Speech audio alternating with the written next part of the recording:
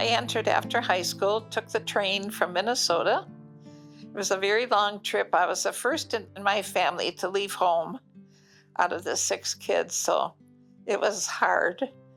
But when I got here, it was like 1 o'clock in the morning, and Sister Jalita kept her group up to welcome me, which I appreciated. But unfortunately, they all lost their capes for staying up late, so I felt bad about that. We were freshies, and we were about 6 or 7 of us. And Sister Jean Marie was our mistress. And she was so wonderful because she would say, "The freshies, we will meet today on the steps leading to the dormitories, and we will tell our stories." And this was so great because we got to learn and to know each other by telling our own stories. I was homesick. Just to backtrack, when I came to the convent, my one sister was only 1 year old, my other sister was only 3 years old, and my brother, my youngest brother, wasn't even born. So there was that really, it hurt. I mean, it just did. But anyway, I lived through it. But during the day, we were fine. We were busy doing things, going to school, But then the evening came. Everybody went into their own room. It was dark. I cried. One day, I cried, the next day. And I don't know how many days, but I just missed my family so much, And I don't forget that memory. That was a memory. Okay, then the next week, I was on campus, was walking on campus, and who do I see? My mom, my dad, my whole family. And I think my dad really missed me, and my family did, because it's like there was an empty spot, and I wasn't at the table. So there they were. And so they see me, and I just embrace them, and I cry again. And my mom says, "Are you happy?" "I am." "Do you want to go home?" "No." I entered that summer, August 15th, 1965, and I was thrilled to be able to do that. It was hard on my mom, I think, and my youngest brother that she had given birth to in the interim was only 14 months old when I left. But I was so certain that this is what God wanted me to do. So I entered and I moved into Carmel Hall, and I had one night of homesickness. That first night I was a little afraid and I missed my mom, and I got my rosary out of my bureau hoping that nobody would hear me get it out as the beads were clicking along the wood. And I comforted myself with the rosary, and then it never came back, that feeling. I knew that I had done the right thing.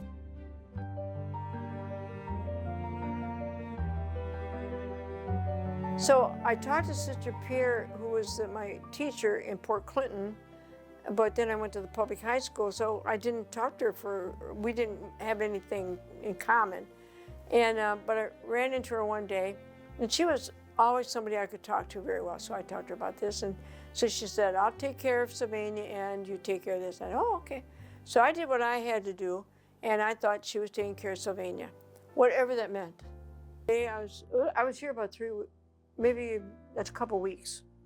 And I'm walking from what was St. Anthony's, now demolished, across over to Duns Scotus library. And the sister walking really fast came up to me and I said, "Hello, sister." She said, "Hello." And she said, "Who are you?" And I told her. And I said, "Who are you?" And she said, "I'm Sister Mary Ann." And I said, "Hi, nice to meet you, sister." And I said, "It's a beautiful day." And she said, "How did you get here?" She said, "How did you get here?" And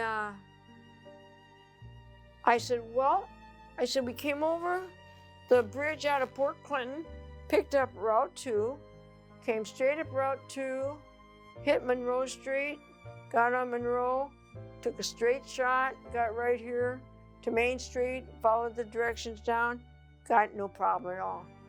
And she said, "But I've never met you." And I said, "No, not till today, but it's nice meeting you. I have to get to class." And she said, "I need to meet you." I'm the vocation director. I said, can we talk about this later? I've got to get to class.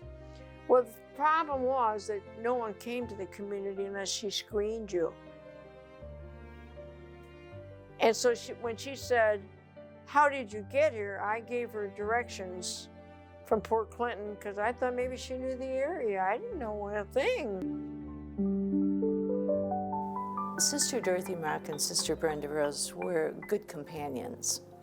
And I thought, well, I'm going home at the end of 6 weeks. We had to take 2 courses at Lourdes Junior College, which really threw me because I didn't like school. And here I am going to summer school. Never had to go to summer school. So I thought, if I'm leaving, I'm not doing any assignments. I'm not, I'll sit there and listen, be respectful, but I'm done. So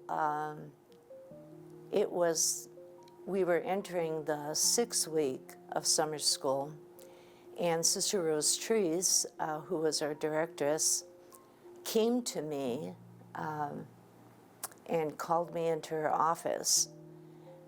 And I have to tell you this part before we were at a study period. Before we had study, we had recreation, an hour of recreation.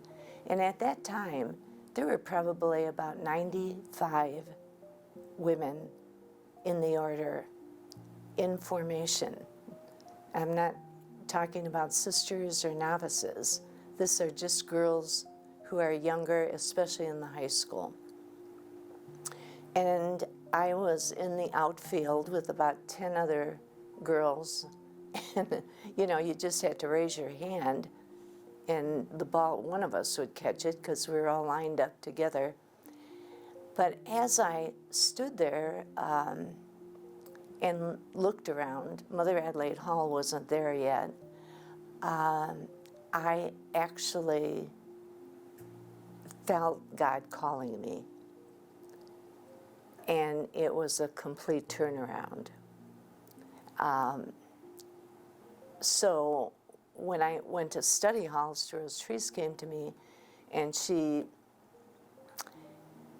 said that, the council, which included Mother Adelaide, Mother Stanislaus, Mother Justinian, the novice directress, and the postulant directress, who was Sister Rose Trees, talked about the girls and those who should stay and those who should leave. And that was why I was in her office. They decided that I should leave. And the way that was done was that you called your parents that night and they picked you up in the morning. So I thought, oh boy, how am I going to tell her this? So I said, I know and I apologize for a lot of the things that I did and that I wasn't cooperative.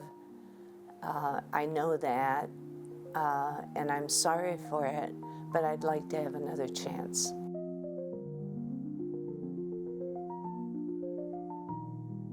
I completed my sophomore year. When I entered, I was pushed into the senior class.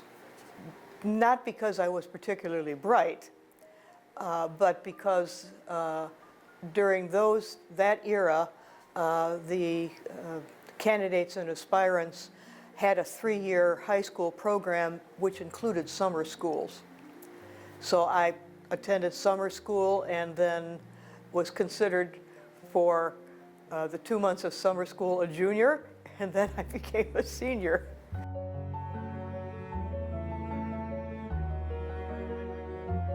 There were so many postulants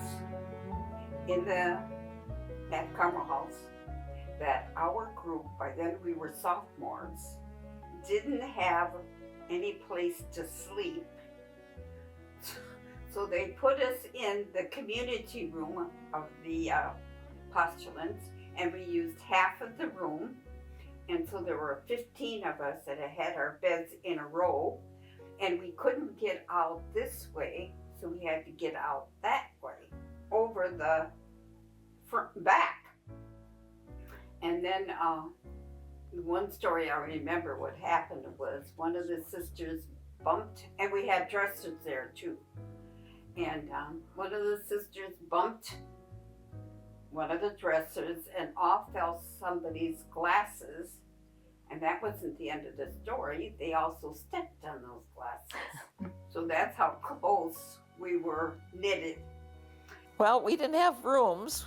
We slept in a dorm, and our beds were separated by curtains, and we were all lined up. Like I said, there were 100 of us. So there's one part of the house I never went up to, and that was the upstairs of Carmel Hall. So I don't even know what it looked like.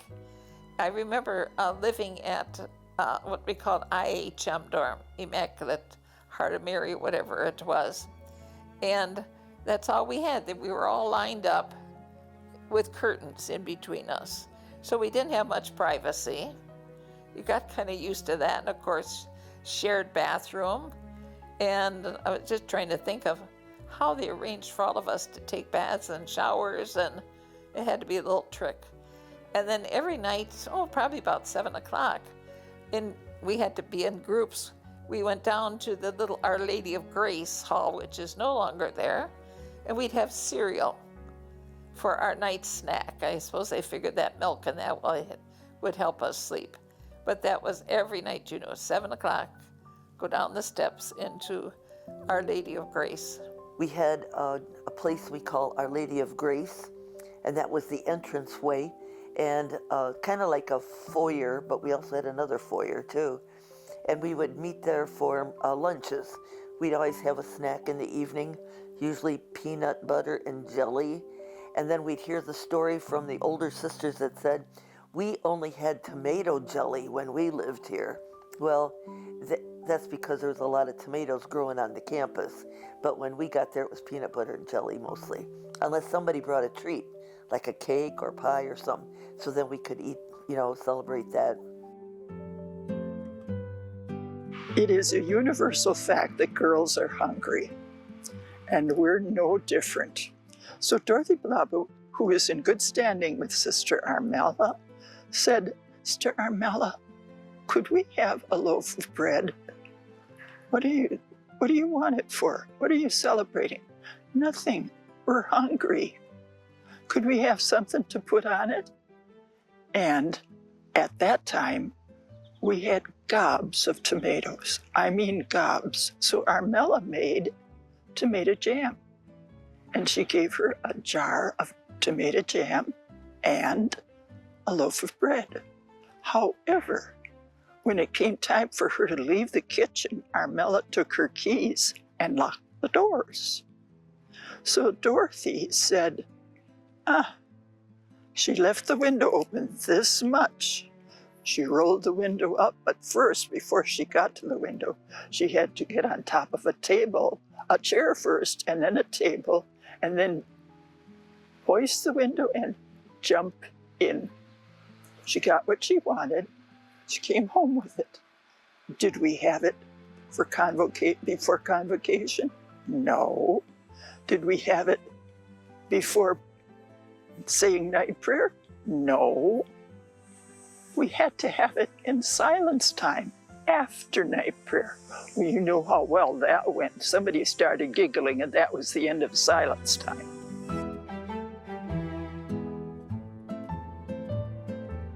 We had 18 of us to start with, and our mistresses at at St. Francis Hall was Sister Alberta. When we moved to Carmel House, Sister Alberta was still there, and we had Sister Elfrida and Sister Constantia kind of held the whole, group, working together. So that's what happened here. There were 90 people, 90 girls in Carmel Hall at the time. I remember being rather surprised at sometimes the lack of practical skills that these young people had. I was raised in a home where I was given quite a bit of responsibility, and to encounter a gal who was the same age I was, who really wasn't too sure how to use a peeler and not real comfortable with using an iron, except in the most rudimentary fashion. I found somewhat surprising, and I sort of formed the opinion that maybe some of these gals should have stayed home with their mothers for a few more years. You know, we were with the college girls quite a bit, but we also had the freshies with us, and that was a trip. That was a real trip. You know, they weren't really serious about a whole lot of stuff, going to school and everything. So we college girls kind of banded together, and, you know, for our own sanity, let's say, you know, because we weren't used to having all these other people with us. So that was the beginning at Carmel Hall.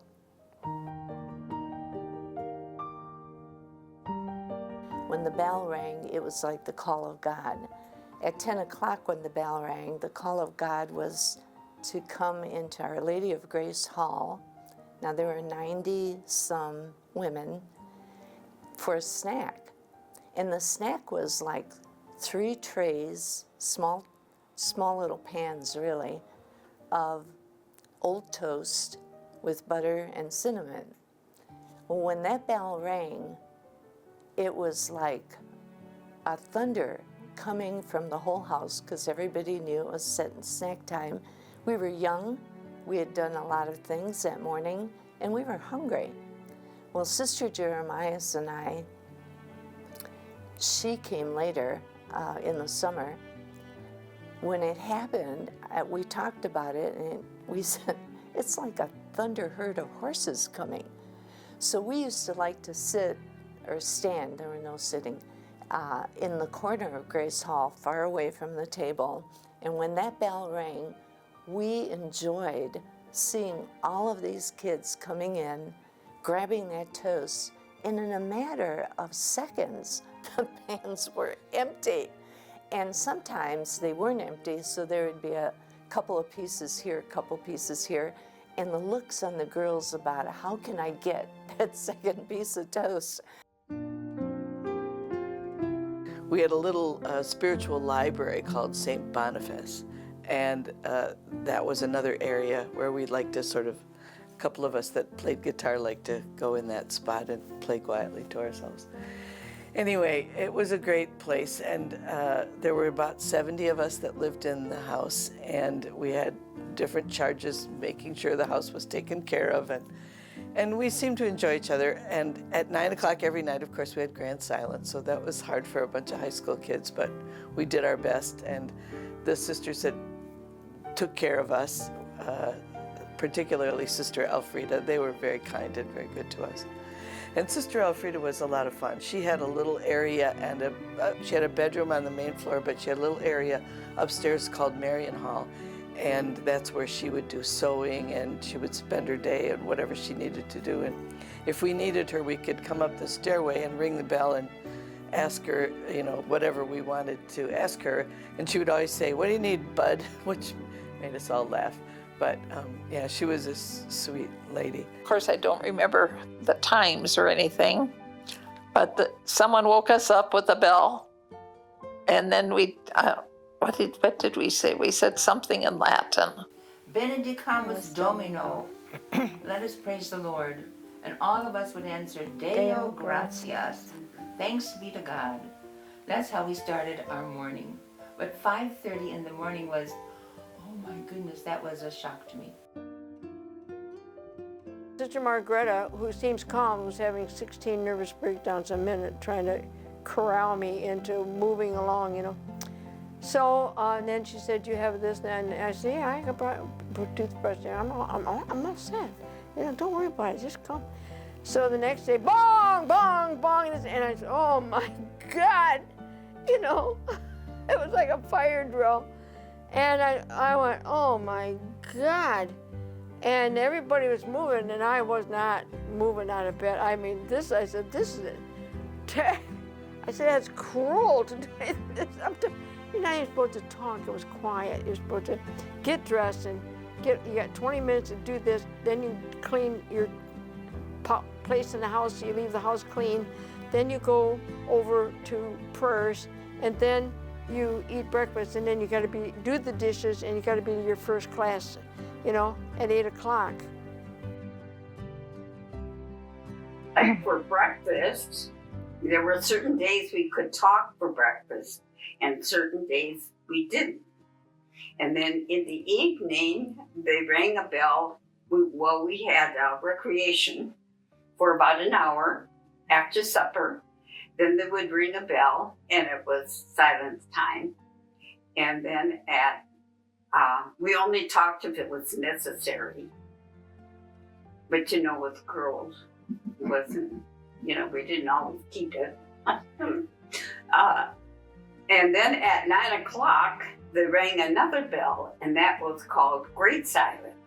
So from then until after Mass, we didn't talk. And we made it. Somehow we kept on working on it. Sometimes we did it faithfully, and sometimes we didn't. But we had mistresses, we called them, that helped us get through it.